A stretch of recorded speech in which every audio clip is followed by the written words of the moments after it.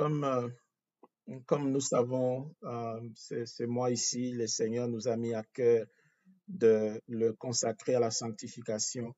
C'est ce que nous avons fait depuis le début du mois. Et Maman Arlette a bien fait de nous le rappeler. Alors aujourd'hui, nous voulons aborder une question qui, même si on ne l'admet pas toujours, qui est dans le cœur de beaucoup. C'est en vain que nous nous sanctifions? Est-ce qu'il y a un bénéfice quelconque lorsque l'Église ou le Seigneur nous demande de nous sanctifier? Et le texte que Maman Arlette a lu, qui est notre texte de base, le texte de 2 Corinthiens 7, verset 1, qui dit: ayant donc de telles promesses, bien-aimés, purifions-nous de toute souillure de la chair et de l'esprit en achevant notre sanctification dans la crainte de Dieu. Amen. Et aujourd'hui, nous allons voir un cas particulier, c'est celui de Asaph. Asaph, qui était un chantre établi par le roi David et qui a fait son ministère jusqu'au temps de Salomon et après. Donc, c'était quelqu'un qui était consacré dans la maison, dans le temple en fait du Seigneur, qui s'occupait qui était parmi les chantres. Et donc, Asaph nous allons utiliser son expérience pour nous résoudre, peut-être répondre à cette question, est-ce que c'est en vain que nous nous sanctifions? Et donc, si vous avez votre Bible, prenez dans le psaume 73 ou psaume 73, et nous allons aller pas par pas pour voir ce que le Seigneur peut nous dire dans ça. Amen. Euh,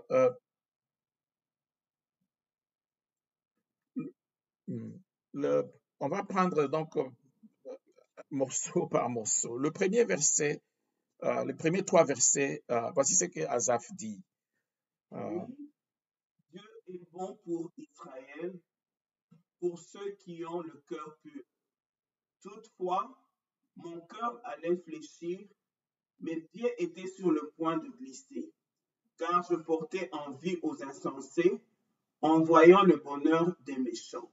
Amen.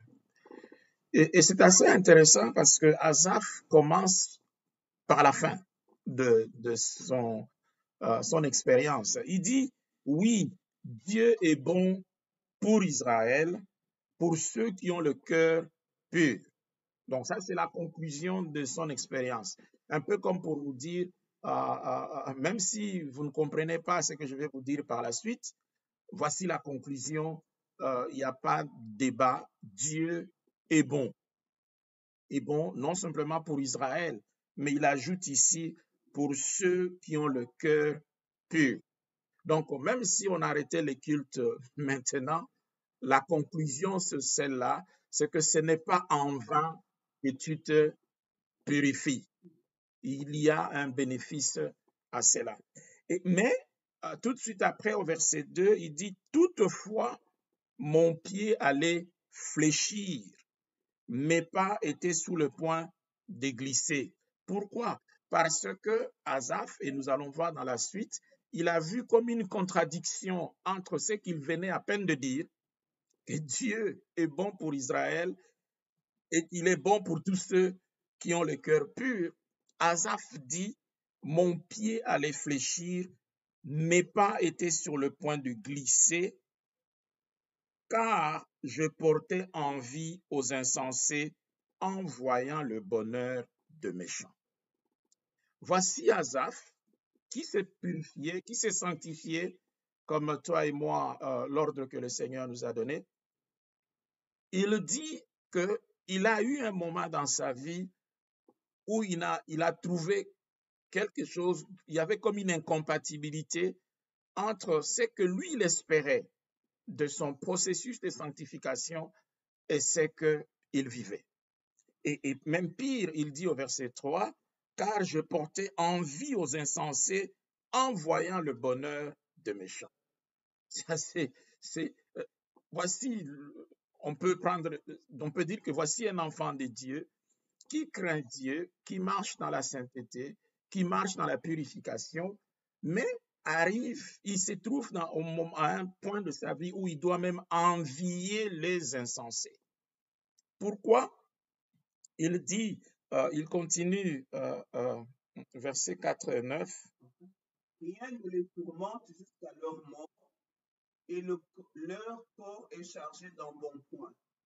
Ils n'ont aucune part aux souffrances humaines, ils ne sont point frappés comme le reste des hommes. Aussi, l'orgueil leur sert de collier, la violence et les vêtements qui les enveloppent. L'iniquité sort de leurs entrailles, les pensées de leur cœur se font jour. Ils raillent et parlent méchamment d'opprimés, ils profèrent des discours hautains. Ils élèvent leur bouche jusqu'aux cieux et leur langue se promène sur la terre. Amen. Et donc, Asaph dit, lorsque je considère, c'est vrai que ce n'est pas tous les insensés, tous les insensés qui étaient riches, qui vivaient, mais il a constaté que ces messieurs et dames qui ne craignaient pas Dieu avaient une situation sociale, une situation financière qui était de loin meilleure que la sienne. Et ça l'a troublé parce que du point de vue de Asaph, et c'est bon, même si nous ne le disons pas, nous espérons que lorsque nous menons une vie qui honore Dieu, une vie qui glorifie Dieu, nous devons en tirer de bénéfices tout au moins supérieurs à ce de quelqu'un qui ne glorifie pas Dieu. Ici, si on peut, je peux souligner certaines choses. Premièrement, le fait que tu as une promotion sociale, le fait que tu as une promotion financière, le fait que les aspects de ta vie fleurissent, sont prospères, ne veut pas nécessairement dire que Dieu approuve ta vie. Amen.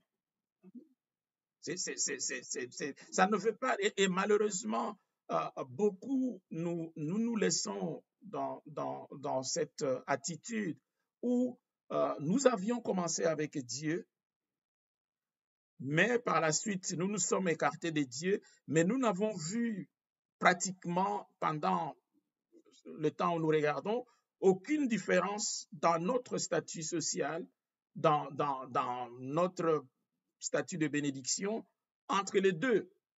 Et nous disons, nous convainquons que certainement que Dieu est encore avec moi. Bien aimé, c'est une ruse de l'ennemi, c'est ce que nous appelons le fait de ventilateur. Voyez-vous, lorsque vous placez le ventilateur à la prise, il tourne. Lorsque vous débranchez, il continue à tourner pendant un moment. Amen. Amen. Mais c'est juste une impression lorsque il est débranché parce que à un moment donné, ces ventilateurs-là vont s'arrêter. Parce que le Seigneur dit que si nous nous détachons de lui, nous ne saurons plus produire. Mais il est possible que même lorsque nous nous détachons, que nous ayons l'impression de continuer à produire. Mais on peut également voir la chose de l'autre côté. Ça ne veut pas dire que parce que tu n'as pas la situation sociale que tu demandes, que tu n'as pas les finances que tu demandes, que tu n'as pas la réussite que tu demandes, que Dieu n'approuve pas tes voies. Amen. Amen. Vous vous rappelez, oh mon Dieu, vous vous rappelez les disciples avec le Seigneur, ils croisent cet enfant qui était né aveugle et ils posent au Seigneur la question de savoir qui de lui ou de ses parents ont péché. Un peu pour dire la situation pour être aveugle ici, il doit y avoir quelque chose de mal que quelqu'un a fait. Mais Dieu, et le Seigneur a répondu que ni l'enfant, qui n'était pas encore né, ni les parents n'avaient péché dans ce cas ici.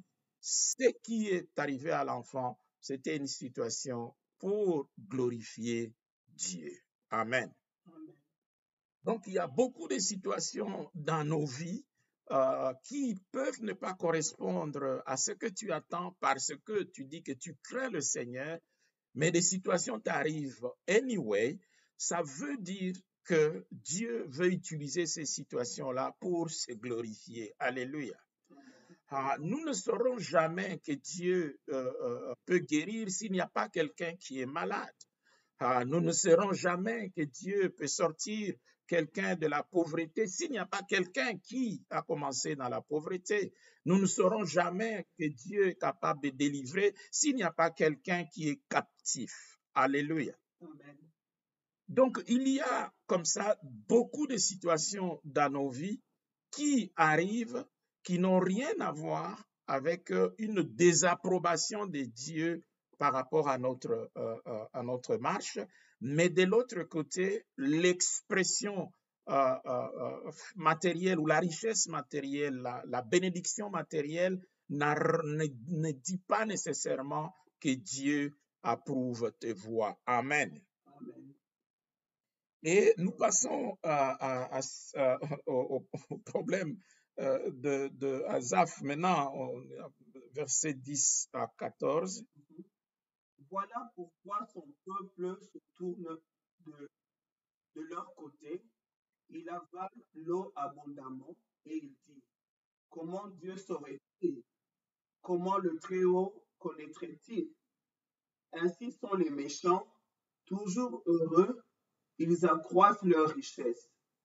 C'est donc en vain que j'ai purifié mon cœur et que j'ai lavé mes mains dans l'innocence. Chaque jour, je suis frappé, tous les matins, mon châtiment est là. Amen. Bon, même si on ne l'admet pas toujours, ça peut être la situation de beaucoup de nous. Et Asaph a eu simplement le courage de le dire. Au verset 13, il dit, c'est donc en vain que j'ai purifié mon cœur et que j'ai lavé mes mains dans l'innocence. Chaque jour, je suis frappé. Tout le matin, mon châtiment est là. Il dit, je ne vois pas. Bon, on m'a demandé encore au mois de février aujourd'hui d'essayer de travailler sur la sanctification, de demander au Seigneur de retirer ceci, de me priver de cela parce que ça ne glorifie pas Dieu et tout ça. Mais j'ai comme l'impression que ça ne m'apporte pas entre guillemets, le bonheur que je cherche. Pourquoi? Parce que chaque matin, je suis sur la liste des malades, je suis sur la liste de ceux qui ont des problèmes de finances, je suis sur la liste de ceux qui ont des problèmes de travail. Est-ce que c'est en vain que je me sanctifie? Et au verset 15 et 17, nous voyons comment est-ce qu'il a pu résoudre ces problèmes, cette question. Si je disais, je vais parler comme eux, voici, je trahirai la race de tes enfants. Quand j'ai réfléchi là-dessus pour m'éclairer, la difficulté fut grande à mes yeux, jusqu'à ce que j'eus pénétré les sanctuaires de Dieu et que j'eusse pris garde au sort final des méchants. Amen. Et il dit ceci, si je disais, je veux parler comme eux, voici, je trahirai la race de tes enfants. Il peut pas aller, Asaph ne pouvait pas dire que, aller dire, parce qu'il se disait à lui-même que c'est en vain que je me purifie, mais il pouvait pas aller dire dehors là-bas parce que ce serait contradictoire. Il ne peut pas aller prêcher qu'en fait, cessez de vous purifier, de vous sanctifier. Ça ne sert absolument à rien parce que, bon, écoute, regardez ces autres braves hommes et femmes qui sont dans les péchés, mais ils sont prospères. Il dit que je ne pouvais pas le dire. Si je le disais, j'allais trahir la race de tes enfants. Et au verset 16, il dit, quand je réfléchis là-dessus pour m'éclairer, la difficulté fut grande à mes yeux. Je ne pouvais simplement pas comprendre comment est-ce que moi, qui, chaque matin, je me préoccupe d'honorer Dieu, je me préoccupe de sanctifier, de me sanctifier, je me préoccupe de glorifier Dieu par mes actes, mes pensées, mes paroles, mes attitudes, mes écrits. Mais le gars là à côté, qui se fiche complètement de la sanctification, de tout ça, il a une situation sociale qui, je suis amené à l'envier lui. Alléluia. Il dit, quand je réfléchis là-dessus, c'était difficile. Je dois avouer, bon, peut-être que toi, tu as trouvé le moyen, mais de temps en temps, nous arrivons à cette difficulté-là, où tu te dis, mais bon, c'est vrai que peut-être, mais quand même, j'espérais quand même être dans une meilleure situation. Et au verset 17 dit, jusqu'à ce que j'eus pénétré dans le sanctuaire de Dieu et que j'ai pris garde au sort final des méchants. Et c'est ça l'autre avantage que nous avons lorsque nous sommes confrontés à une question difficile qui, par nous-mêmes, notre propre intelligence, nous ne pouvons pas la régler. Nous avons toujours la possibilité de rentrer dans la présence de Dieu. Lorsqu'il dit jusqu'à ce que j'ai pénétré dans le sanctuaire de Dieu, ça veut dire que jusqu'à ce que j'ai porté cette question en prière devant Dieu et que j'ai pris garde au sort final de méchants. Et quel est le sort final de méchants? C'est verset 18 à 20. Oui, tu les places sur des voies glissantes, tu les fais tomber et les mets en ruine. Et quoi, en un instant, les voilà détruits, ils sont enlevés, anéantis par une fin soudaine, comme un songe au réveil. Seigneur, à ton réveil, tu repousses leur image. Amen. Donc, maintenant, lorsqu'il va prier, Dieu lui ouvre une autre perspective pour l'aider à comprendre ce qui se passe. C'est quoi? Premièrement, lorsque vous devez regarder le bénéfice de la sanctification, la purification, il faut avoir une perspective éternelle. Alléluia. Il faut avoir une perspective éternelle. La Bible dit que si ce n'est que dans ce siècle ici que nous suivons Jésus-Christ, nous sommes le plus malheureux des hommes et des femmes. Alléluia. Hey, soyons honnêtes, il y aura toujours quelqu'un, un païen qui aura une plus belle maison que toi. Il y a un païen qui aura une plus meilleure voiture que toi. Il y a un païen qui aura un plus grand diplôme que toi. On n'a pas besoin de Christ pour ça. Mais nous devons avoir une perspective éternelle. Quelle est la fin? Et la Bible dit que la fin d'une chose vaut mieux que son commencement. Et ici, Dieu révèle à Asaph la fin de l'insensé.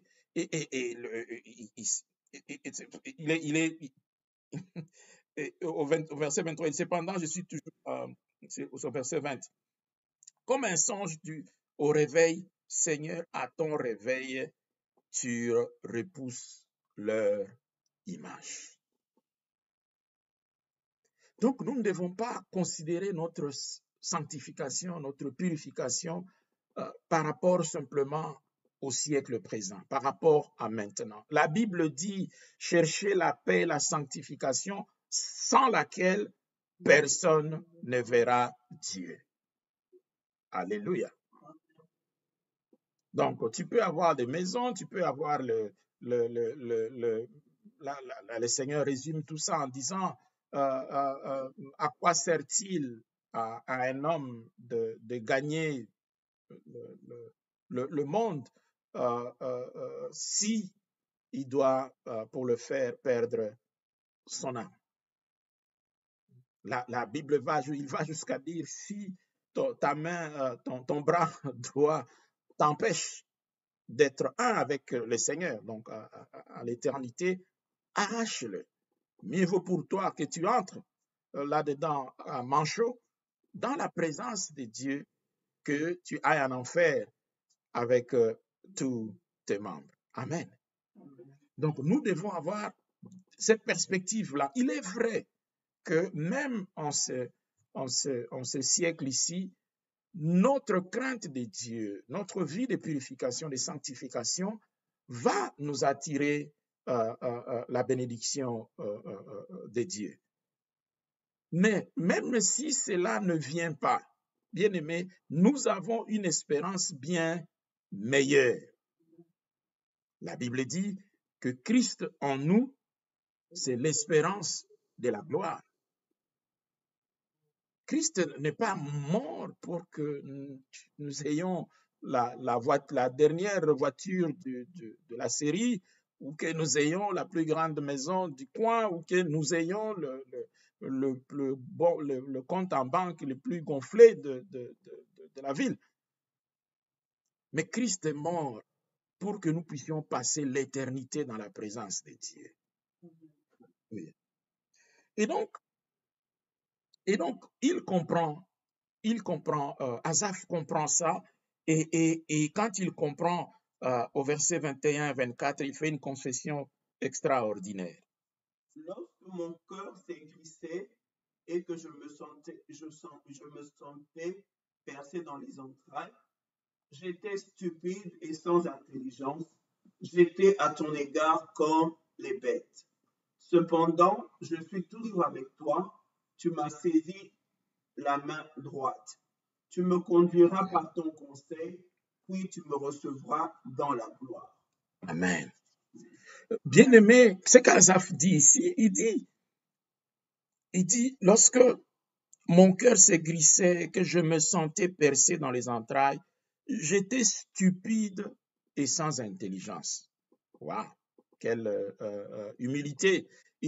En fait, c'est que lui, il a cru comme une contradiction. C'était au fond le résultat de sa propre ignorance. Et c'est ce que je crois beaucoup de nous devons reconnaître que des fois nous avons des difficultés à percevoir ce que Dieu fait, et nous mettons ça sur le fait que Dieu n'est pas juste, au lieu de nous dire simplement ici nous n'avons pas compris, nous sommes tout simplement ignorants. Je crois que si nous étions au temps de Joseph, lorsque la femme de Potiphar l'a accusé, qu'il s'est retrouvé en prison, nous allons nous exclamer, mais comment est-ce que Dieu peut laisser une injustice comme ça? Joseph n'a rien fait, nous avons toutes les preuves. Cette femme-là, d'ailleurs. Non, Dieu, c'est pas possible. Mais ce que nous n'avons pas compris à ce moment-là, c'est qu'en fait, Dieu avait fait un rendez-vous pour Joseph en prison. Le rendez-vous qui allait l'amener à la maison de Pharaon. Joseph lui-même, volontairement, ne pouvait pas aller en prison. Qui va aller en prison volontairement? Donc, il a fallu quelque chose, il a fallu une injustice, oh mon Dieu. Dans la sagesse de Dieu, même l'injustice participe au plan merveilleux de Dieu. Alléluia. Donc, ce que toi tu appelles injustice aujourd'hui, donne à Dieu un temps. Tu vas voir. La même chose pour Joseph. Ses frères l'ont vendu. Quel Dieu peut supporter des choses comme ça? Que des frères te vendent. Mais il faut attendre un peu. Il a fallu cette haine-là. Si on avait demandé à Jacob, Joseph, on a besoin de Joseph en Égypte, même si tu étais prophète établi dans ce coin-là, je crois que Jacob allait te chasser. Mais Dieu avait besoin de Joseph en Égypte.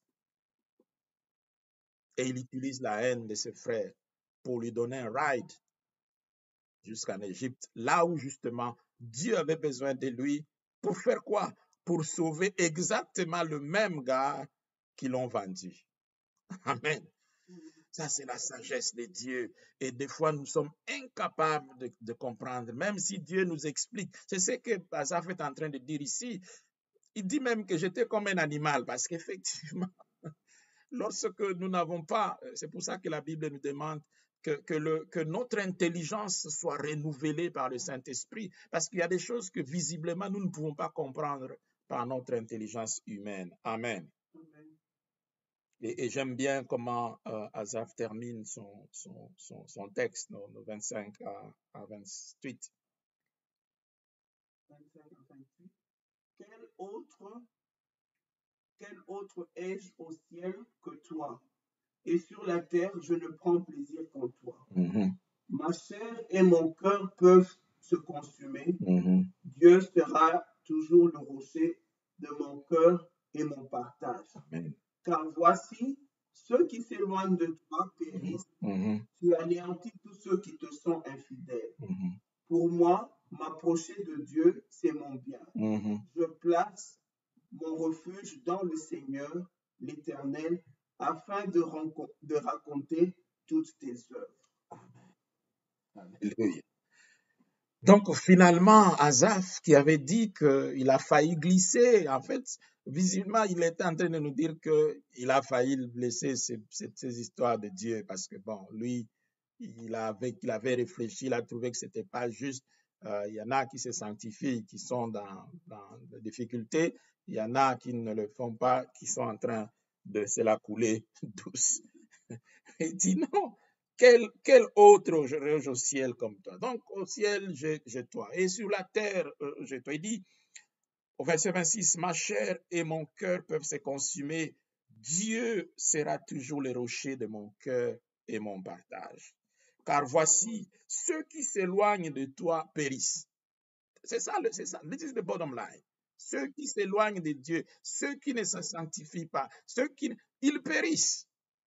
Il périt, c'est ça la fin. Et comme nous disons que la fin d'une chose vaut que son commencement, je ne veux pas envier quelqu'un. Je vois la fin. Je ne peux pas t'envier parce que si tu l'envies, ça veut dire que tu aussi veux la fin, sa fin. Or, sa fin ici, comme Asaph dit, c'est ils vont périr. Tu réduis au silence tous ceux qui sont infidèles. Et le verset 28 dit, pour moi, m'approcher de Dieu, c'est mon bien. Je place mon refuge dans le Seigneur. En fait, quand il dit m'approcher de Dieu, c'est mon bien, ça veut dire quoi? Me purifier, me sanctifier, c'est une bonne chose. Parce que comme on a dit, sans la sanctification, personne ne peut voir Dieu. Donc ici, il est en train de dire que finalement, non, cette affaire de sanctification-là, c'est une bonne affaire parce que avec la sanctification, je me rapproche de Dieu. Je place mon refuge dans le Seigneur l'Éternel afin de raconter toutes ses œuvres. Amen. Amen. Et donc, s'il y a une conclusion, en fait, c'est que on reprend au premier verset de ce texte où il dit que Dieu est bon pour Israël et pour tous ceux qui ont le cœur pur.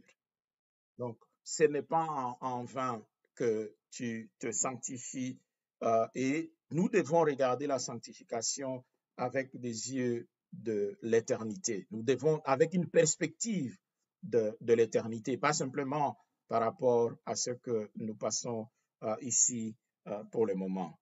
Amen. Que le Seigneur soit